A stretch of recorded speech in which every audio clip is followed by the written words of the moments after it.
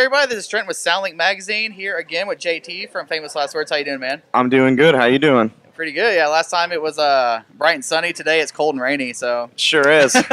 yeah. So you told us earlier you're not feeling too good. What's going on with you and everything? Oh, it's tour sickness. Tour sickness. Any band can tell you about it. You just going from like state to state, all the different weather, different pollens and allergies and shit. Yeah, it's a tour sickness. Tour sickness. Who gave it to you? Do you think? The world. The world. I was trying to get you to call somebody on the tour, like Lee from. No, man, because everyone will just get it at the same time. Yeah. So it's just like Earth. maybe that's what Down with the Sickness is about. The tour. I don't know, tour sickness. Yeah, Down with the Tour Sickness. You're probably right.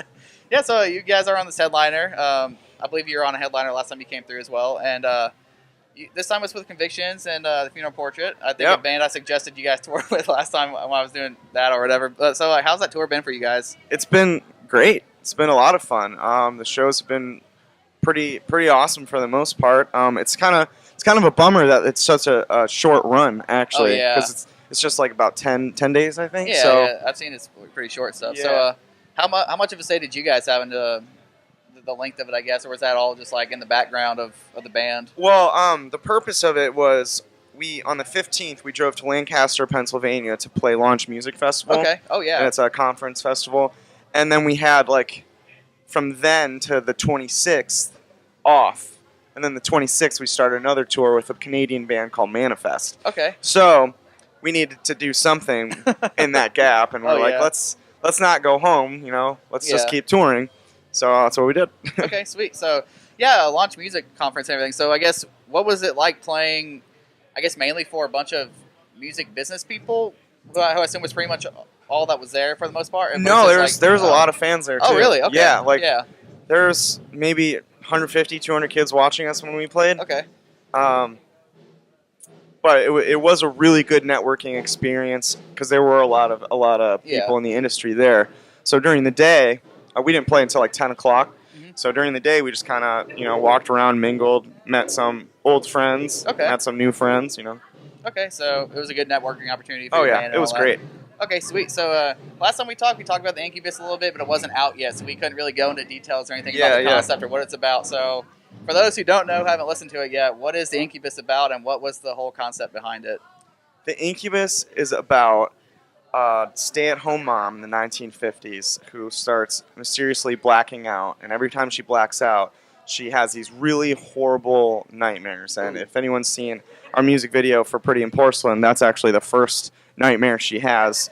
And I still don't want to give away the ending in case you haven't actually listened to it yet. Okay, yeah, just a concept or just some of the songs. But yeah, so it pretty much with the help of her husband, and she has a son, she goes through the struggles of the normal gender stereotypes back in the 50s, post-World War II. Oh, yeah. And, that women still deal with a lot today. Mm-hmm.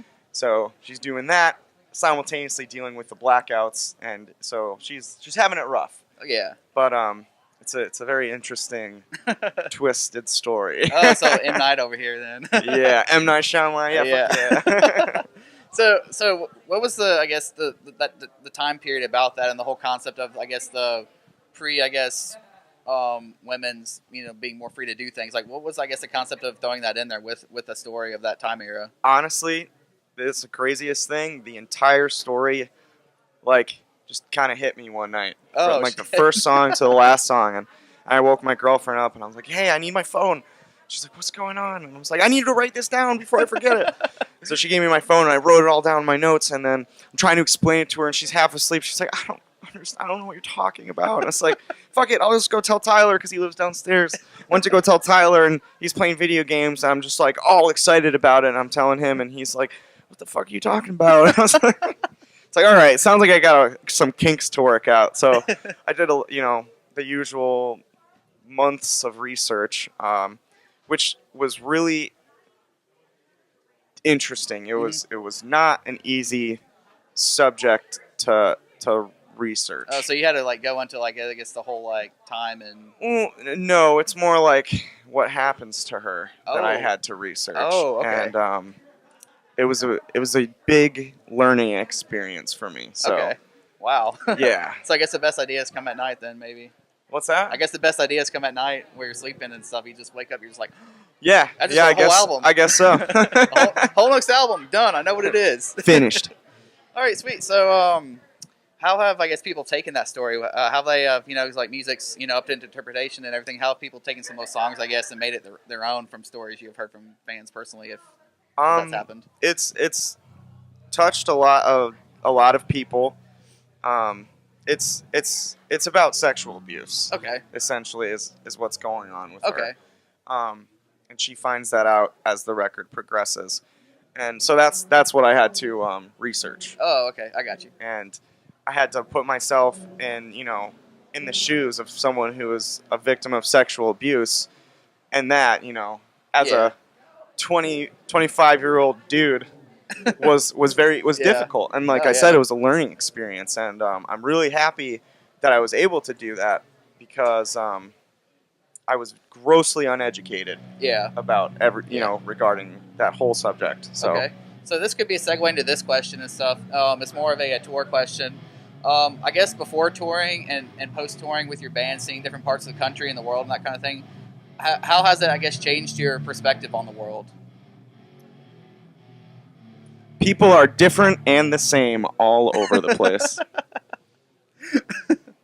That's pretty much sums it up right there. Okay. Like you might think that people are so different, which in ways they are, but people are alike.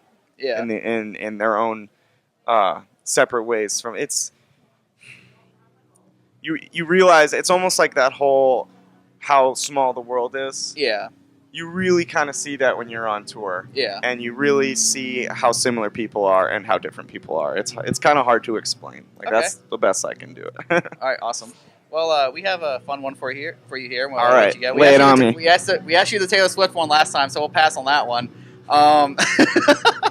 Flashbacks. All right. That's your next album right there. What would me and Taylor Swift or something? But if you could cover, if Fearless Records brought back the Punk Goes Pop album, or Pop Goes Punk, whatever it's called, and they nabbed you to do a Punk Goes Disney cover, your band, what song would you cover?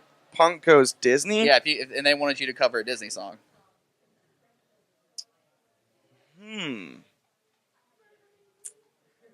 That's a tough one. I'm trying to think of what one I could make the most badass. Oh! Kiss a Girl, Little Mermaid. Okay. We can make that pretty tight. All right, sweet. Yeah. So you should cover that anyway, then just put out a cover. I think my daughter would love me. Well, she doesn't love you now? Oh, I think more. Oh, more. Just okay. more, All right, yeah. Got you. All right, sweet. Well, JT, thanks for talking to us again. Dude, for sure. Yeah, thanks for having me, man. Yeah, this is Trenton with Soundlink Magazine and JT from Famous Last Words. Thanks for watching. Close the string, open my eyes and